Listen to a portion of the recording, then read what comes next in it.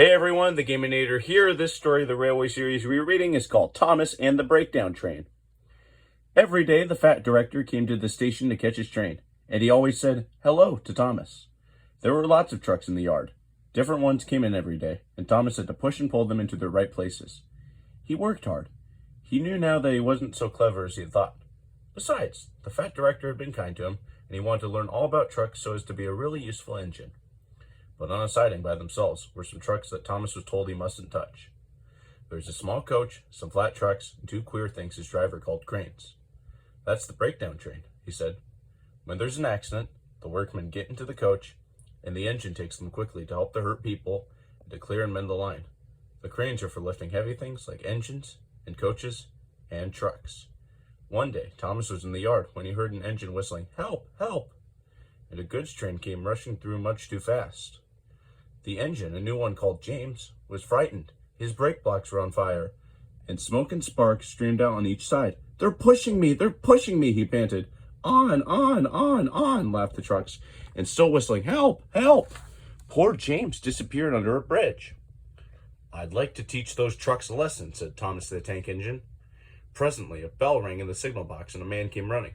"James off the line! The breakdown train! Quickly!" he shouted. So Thomas was coupled on. The workmen jumped into their coach, and off they went. Thomas worked his hardest. "Hurry, hurry, hurry," he puffed.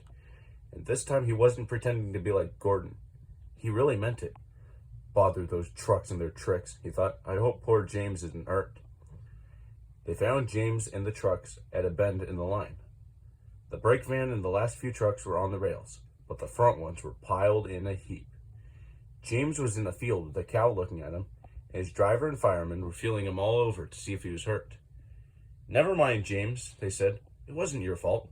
It was those wooden brakes they gave you. We always said they were no good." Thomas pushed the breakdown train alongside. Then he pulled the unhurt trucks out of the way. "Oh dear! Oh dear!" they groaned. "Serves you right! Serves you right!" puffed Thomas crossly. When the men put other trucks on the line, he pulled them away too. He was hard at work, puffing backwards and forwards all the afternoon. "This'll teach you a lesson. This'll teach you a lesson," he told the trucks. And they answered, "Yes, it will. Yes, it will," in a sad, groany, creaky sort of voice. They left the broken trucks and mended the line. Then with two cranes, they put James back on the rails. He tried to move, but he couldn't. So Thomas helped him back to the shed. The fat director was waiting anxiously for them. "Well, Thomas," he said kindly, "I've heard all about it, and I'm very pleased with you.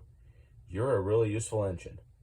James shall have some proper brakes and a new coat of paint, and you shall have a branch line all to yourself." "Oh, sir," said Thomas happily. Now Thomas is as happy as can be. He has a branch line all to himself and puffs proudly backwards and forwards with two coaches all day. He is never lonely, because there is always some engine to talk to at the junction. Edward and Henry stop quite often and tell him the news. Gordon is always in a hurry and does not stop, but he never forgets to say poop, poop to little Thomas. And Thomas always whistles peep, peep in return. Thanks for watching this video, and I'll see you for the next story. Goodbye.